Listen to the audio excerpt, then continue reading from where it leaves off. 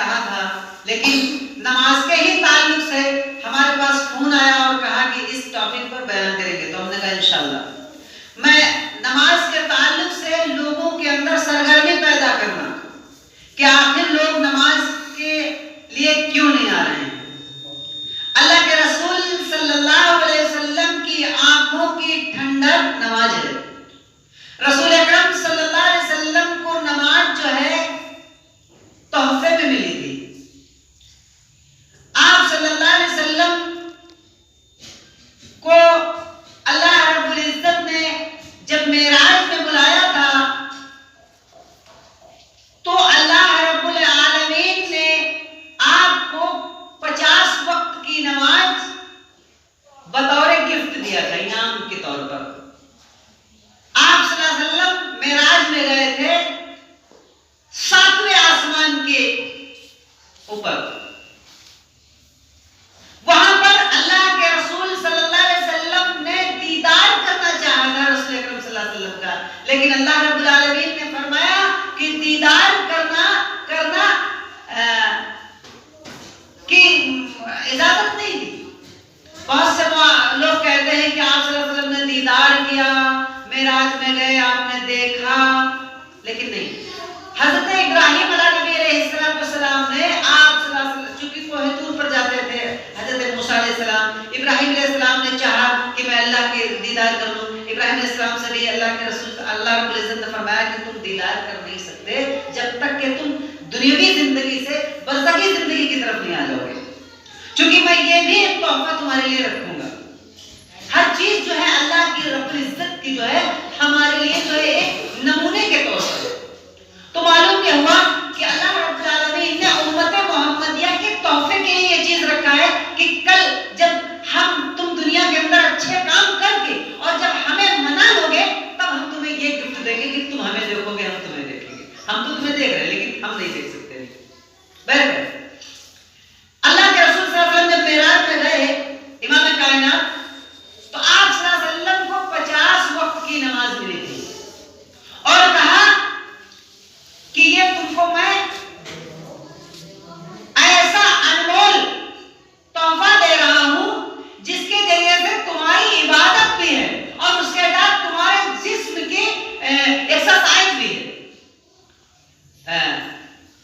علماء ربانی کہتے ہیں، علماء فقہا کہتے ہیں کہ ہر جوڑ کا ایکسرسائز ہو جاتا ہے نماز کے اندر، اور بالکل صحیح ہے۔ جس کو کئی کتابوں میں، غیر مسلموں کی کتابوں میں، ہمارے کیا کہتے ہیں برادران وطن جو ہیں غیر مسلم جن کو کہتے ہیں ہندو بھائی، ان کی کتابوں میں بھی اس کا سسٹم ہے جو آپ نے کھلے لفظوں میں کہا ہے کہ کرشن جی کہتے ہیں کہ 8 انگ کو زمین پر رکھ لینے والی عبادت وہی اصل عبادت ہے، جس کو اللہ رب العالمین کے رسول امام کائنات نے 7 حصوں میں ڈیوائیڈ کیا ہے۔ فقہا کہتے ہیں کہ 8 سے مراد یہ ہوتا ہے کہ نمبر 1 دونوں پیر، نمبر 2 دونوں گھٹنے، اور نمبر 3 دونوں ہاتھ کے پنجے، اور نمبر 4 ناک اور پیشانی۔ یہ سب حصوں کو مختلف جگہ پر جب کر دیا جائے گا تو 8 ہو جائیں گے۔ اور علماء محدثین اس کی تفسیر کرتے ہیں تو وہ کہتے ہیں کہ ماتھا اور ناک کو ایک ہڈی حدیث سے ثابت ہے، یعنی ماتھا اور ناک ایک ہڈی حدیث سے ثابت ہے۔ تو اس سے مراد یہ ہوتا ہے کہ 7 انگوں کو زمین پر رکھا جائے، نماز پڑھا جائے۔ لیکن آپ کو میں ایک چیز کو خلاصہ کرنا چاہوں گا کہ ہماری خواتینوں میں جو نماز پڑھی جاتی ہے،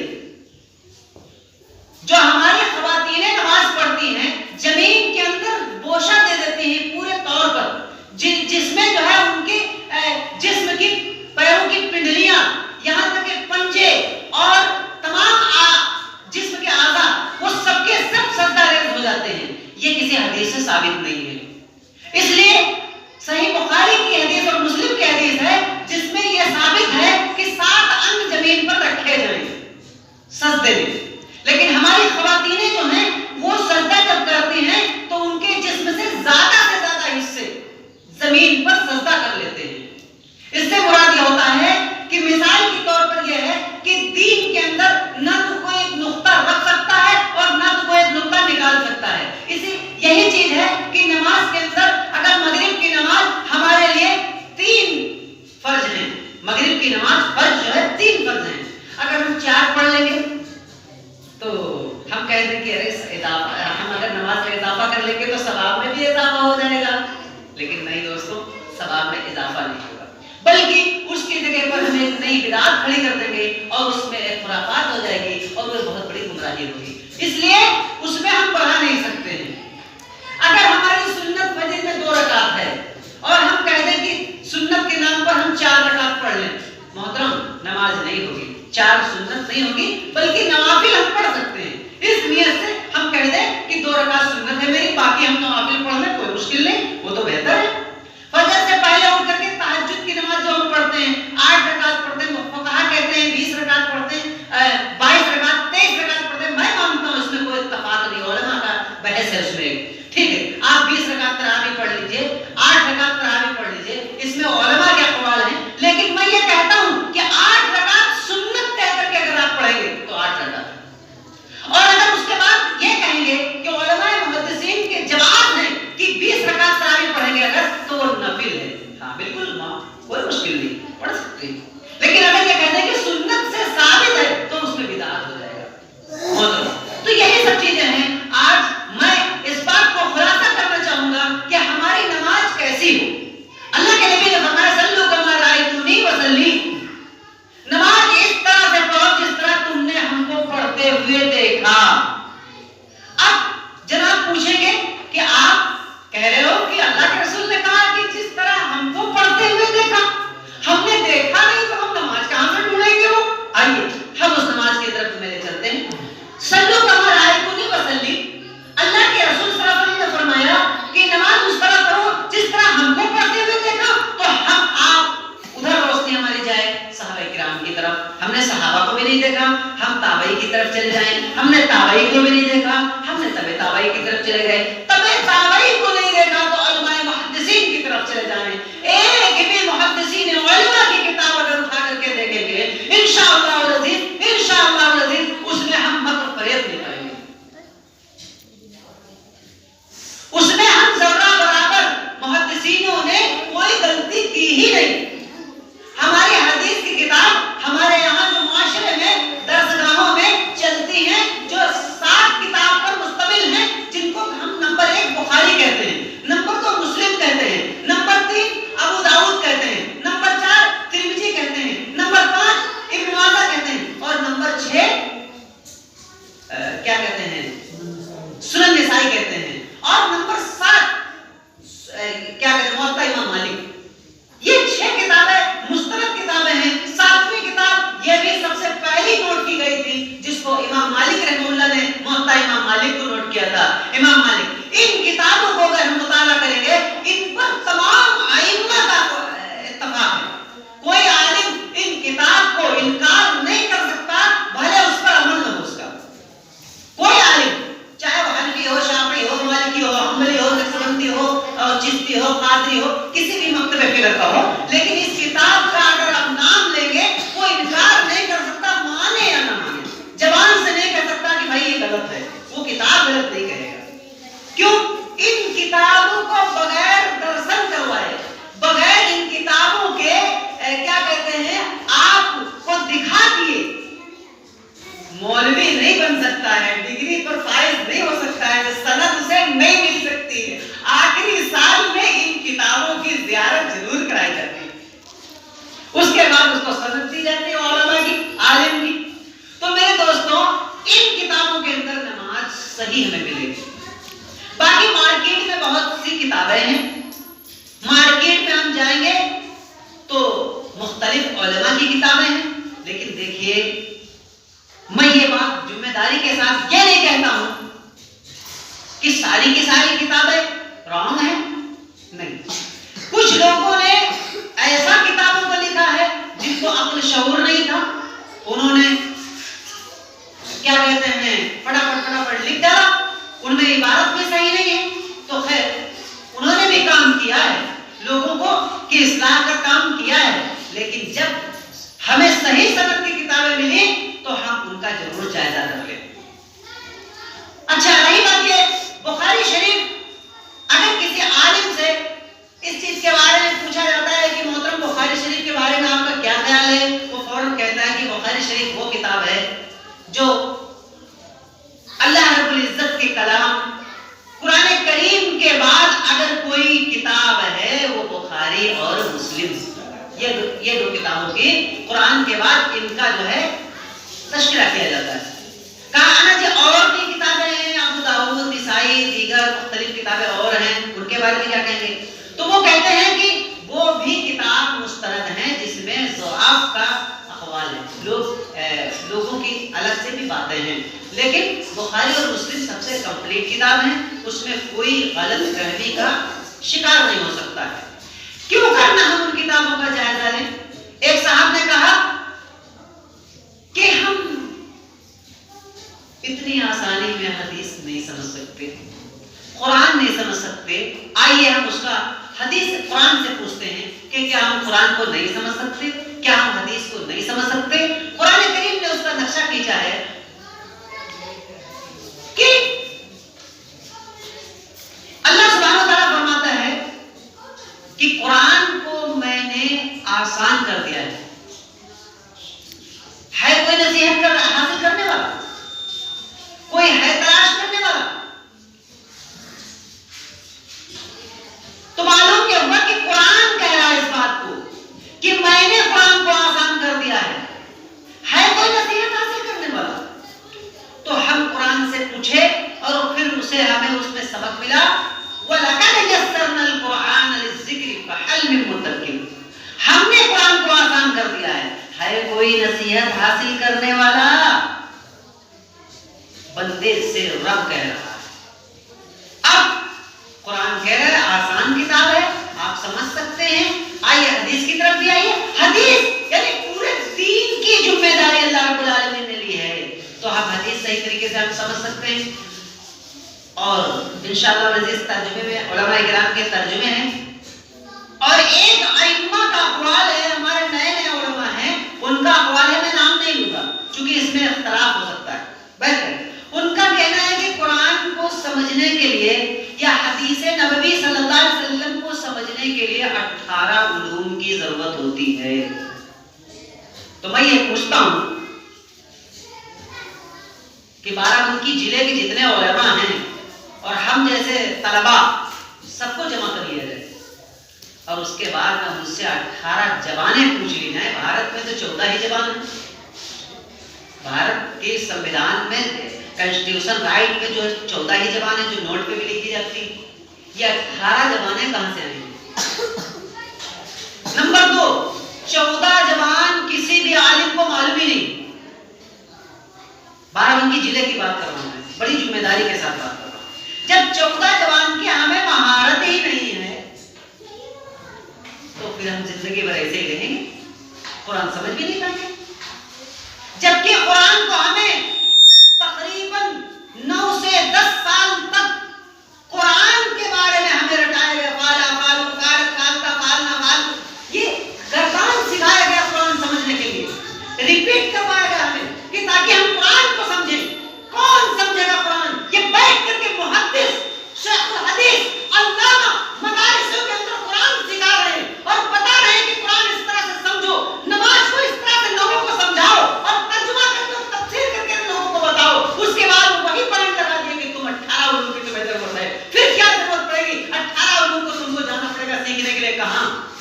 مسلم علی گڑھ یونیورسٹی۔ آئیے ہم دیکھتے ہیں کتنے عالم جناب علی گڑھ یونیورسٹی سے فراغت حاصل کیا ہے۔ تقریباً 50 سال قبل پہلے علماء سو نے فتویٰ لگا دیا تھا سر سید احمد صاحب کے اوپر اور کہا تھا کہ یہ پاگل ہے، یہ دیوانہ ہے، یہ مجنون ہے، یونیورسٹی کھول رہا ہے، انگلش میڈیم کی تعلیم حاصل کر رہا ہے۔ آج انگلش سے ہم کولے ہو گئے، اور انہی کے پوتی پوتا میں نے علی گڑھ یونیورسٹی میں پڑھتے ہوئے دیکھا، جنہوں نے فتویٰ لگایا تھا ان کے عالموں کو۔ میں ان تمام باتوں کو کنارے رکھ کر کے میں نے جو باتیں کہنی چاہیے کہ 18 علوم کی ہمیں ضرورت نہیں ہے، بلغوا انی ولو واحدہ، ہمیں اگر قرآن کی ایک بھی آیت معلوم ہے ترجمے کے ساتھ تو میرا یہ حق ہے کہ ہم دوسروں تک پہنچائیں. یہی ہماری تبلیغی جماعت کر رہی ہے. اللہ تعالیٰ ان کو جزائے خیر دے. تبلیغی جماعت والے بیچارے بہت محنت کر رہے ہیں. میں تہہ دل سے ان کا شکریہ ادا کرتا ہوں کہ کم سے کم جتنا انہیں معلوم ہے وہ لوگوں تک پہنچاتے ہیں. ہم تو بہت کمزور ہیں تو ہم کو بات نہیں پہنچا رہے ہیں. ہاں ضرور ان کے علماء ان کے اندر ہونا چاہیے, بڑے بڑے مشائخ ہونی چاہیے, شیخ الحدیث ہونے چاہیے, تاکہ 18 علوم کی بات جو ہوتی ہے نا وہ یہاں پر فٹ ہو. عربی کی مہارت علماء کو ہوتی ہے, تفسیر کرنے کی صلاحیت علماء کو ہوتی ہے. جب اس میں رہے گا کوئی بھی سوال کر لے گا فوراً اس کو آن دا اسپاٹ اس کو جواب دے دے تاکہ اس کو اطمینان ہو جائے, اطمینان بخش ہو جائے اور وہ فوراً اس پر عمل پیدا ہو جائے. تو کہنے کا مطلب یہی ہے کہ ہم آج سے یہ طے کر لیں کہ اس میں کوئی بوڑھا نہیں, سب جوان ہیں الحمدللہ. ہم کہیں گے یار سب جوان ہیں, ہاں اس لیے کہ صدیق اکبر رضی اللہ تعالیٰ عنہ جب آپ اسلام کے دائرے میں آئے تو اس وقت آپ کے جو داماد تھے, داماد رسول محمد عربی صلی اللہ علیہ وسلم, یعنی کہ رسول کیا کہیں گے ابو بکر صدیق کے داماد رسول اکرم صلی اللہ علیہ وسلم, عائشہ کے شوہر رضی اللہ عنہ, آپ کی عمر تقریباً 45 سال کی تھی جب حضرت عائشہ کی اور رسول اکرم صلی اللہ علیہ وسلم کی نکاح کا معاملہ ہوا. اس پیریڈ کی میں بات بتا رہا ہوں. تو میں یہ کہوں گا کہ وہی آنے کے بعد اسلام میں داخل ہونے کے بعد حضرت محمد عربی صلی اللہ علیہ وسلم اسلام کے اندر جب وہ ابو بکر آ گئے آپ نے نکاح کر دیا تو ابو بکر کی عمر کتنی تھی؟ 80-85 سال تقریباً. میں اس کے صحیح تیلی نہیں کیا ہوں, میں دیکھا نہیں ہوں, لیکن میں جائزہ لے رہا ہوں کہ آپ کی بیٹی کا نکاح جب ہوا تو آپ کی عمر تقریباً اتنی ہوگی. آپ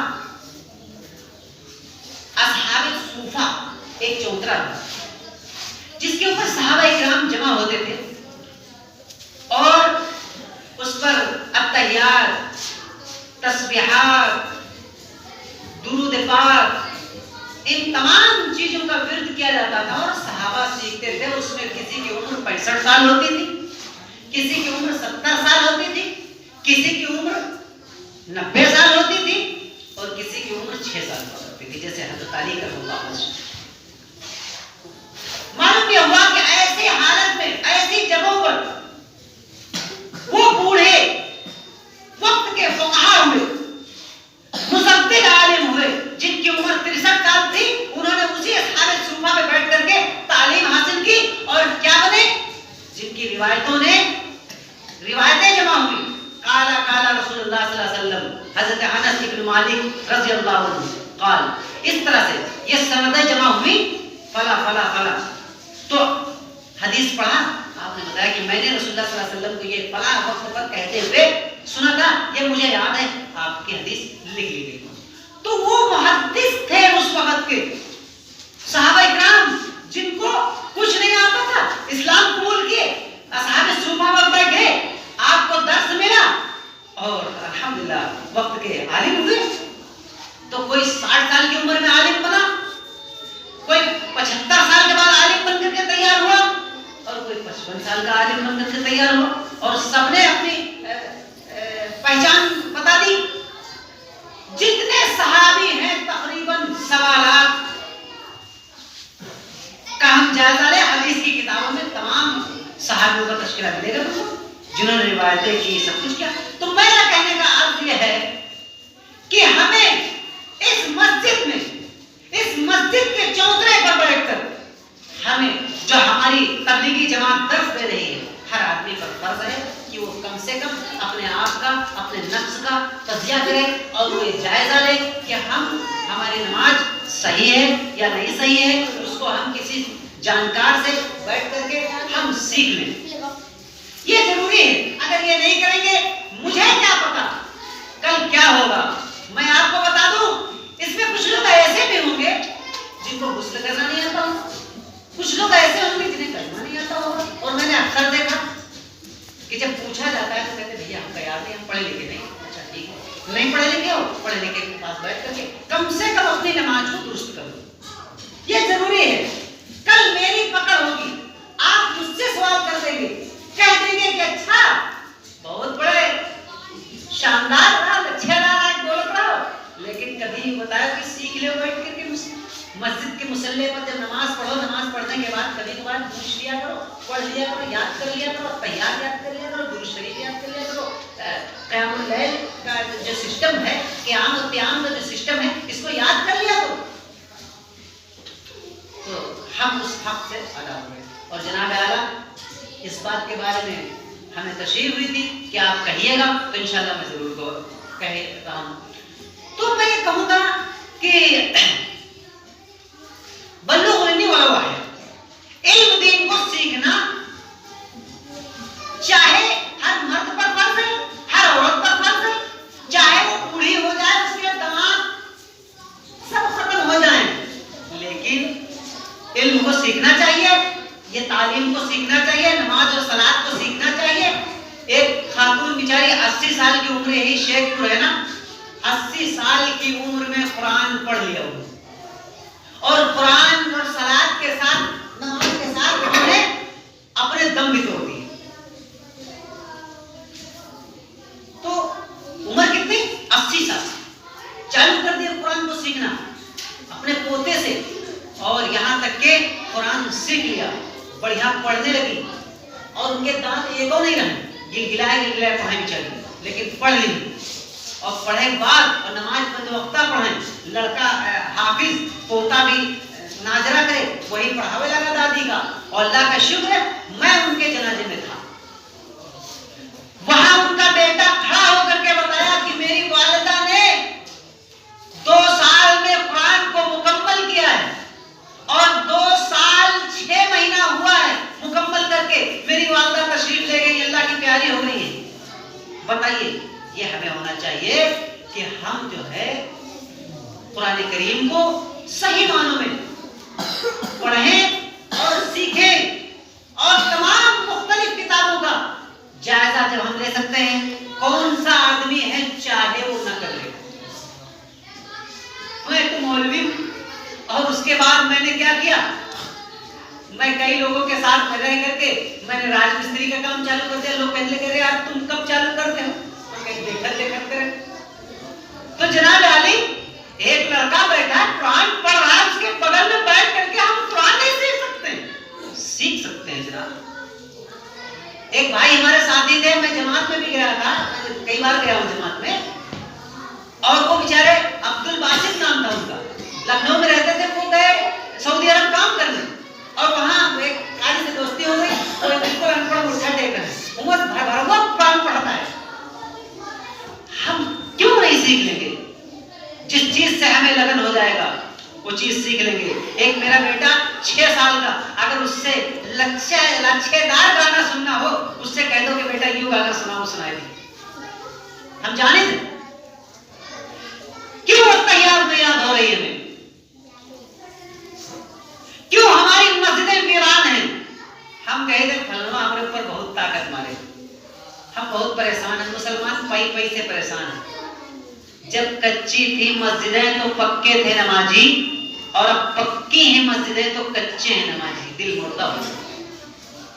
दोस्तों, जरूरत इस बात की है कि हम अपने आप के दिल को ताजा दम करें, अपने आप के अंदर वो मुसलमानियत पैदा करें, वो कुव्वत को पैदा करें। इस्लाम जिंदा हो, इस्लाम की बका और तरक्की के लिए हम हर कदम आगे बढ़ रहे हैं। अच्छा, एक बात मैं सवाल करता हूँ, स्पीकर बाहर का तो बंद है ना, एक सवाल है मेरा। सवाल यह है कि पड़ोस में एक मस्जिद बनी, और उस मस्जिद पे आपको पता चल जाए कि मस्जिद के ऊपर चढ़ करके एक मीनारा तोड़ा जा रहा है, और आप लोग देखते रहोगे, किसी का ज़मीर गवारा नहीं करेगा कि मैं देखता रहूं। उसे खतरा है इस बात का भी कि अगर हुकूमत के पंजे में आ गए तो हमारी जिंदगी नष्ट कर दी, बर्बाद कर दी, लेकिन उसके बावजूद वो हाथ पैर हिलाएगा। मेरे दोस्तों, ऐसे ही है, इस गांव का वाकया है, बहुत पुराना, मैं बचपन में सुनता रहता था। मस्जिद तो बनाई, शब भर में ईमान की हरारत حرارت والوں نے، علامہ اقبال نے شعر کہا اور وہ پورا پورا اس گاؤں میں فٹ ہو رہا ہے، مسجد تو بنائی شب بھر میں ایمان کی حرارت والوں نے، اور من اپنا پرانا پاپی ہے برسوں میں نمازی بن نہ سکا۔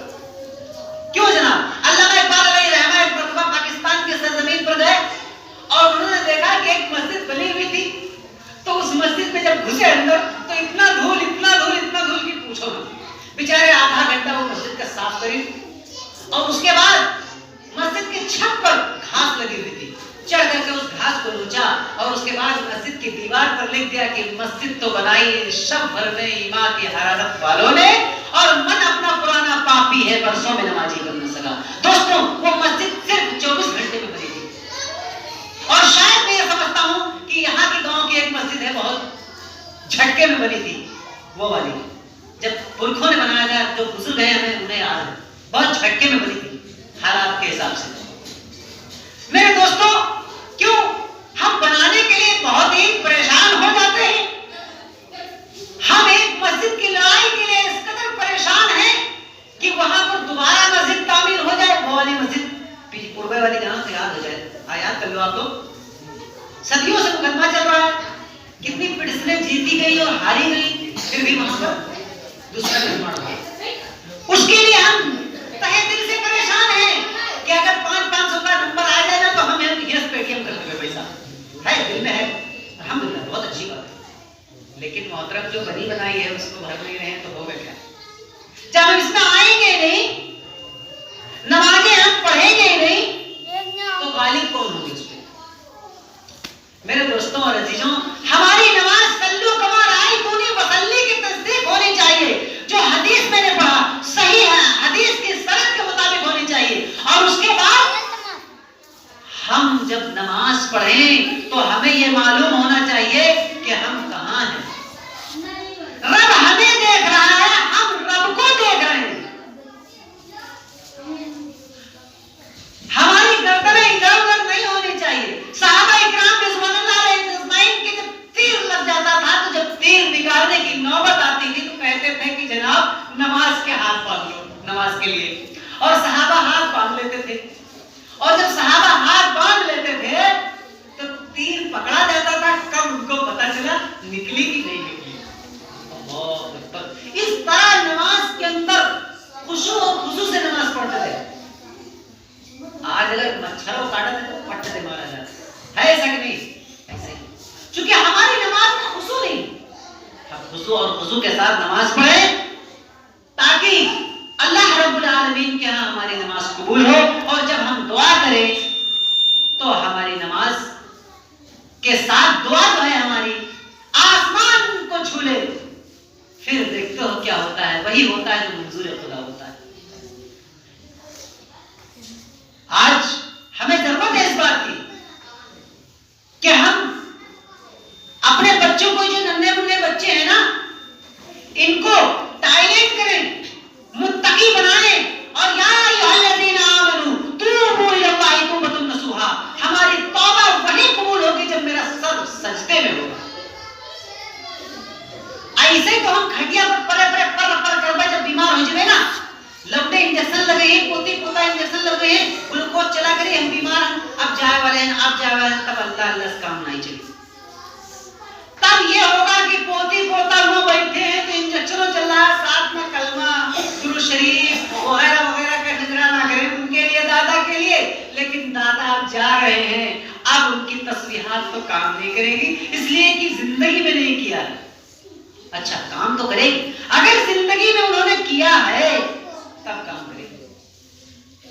تو میں یہ کہوں گا کہ کم سے کم اپنے آپ کے لیے یہ تو کچھ بنا لو کہ اپنے بچوں کو اور اپنے آپ کو وقف کر دو اللہ کے لیے، اور دن میں صرف 20 منٹ کا ٹائم، صرف 20 منٹ کا ٹائم اللہ کے لیے خرچ کرو۔ میں نہیں کہہ رہا ہوں کہ میرے ساتھ چلے میں چلو، اور میں تم کو بلا رہا ہوں چلو چلے میں، ہم چلے کے قائل نہیں ہیں اتنا جتنا 20 منٹ کے قائل ہیں۔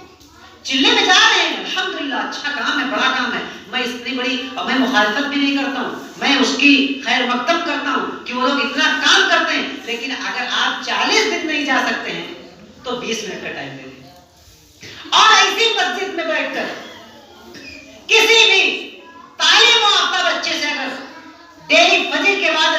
پوچھیں گے کہ آج ہم کا فلاں دعا یاد کروا رہا ہوں، آج یا والی 1 بجے پڑھیں، تو انشاءاللہ العزیز ہماری نمازیں درست ہو جائیں گی، ہماری صلاتیں درست ہو جائیں گی، ہم سب کچھ ہو جائیں گے، اور انشاءاللہ العزیز ہماری نماز قبول ہوگی جب ہمیں ترتیب سے نماز پڑھی جائے گی۔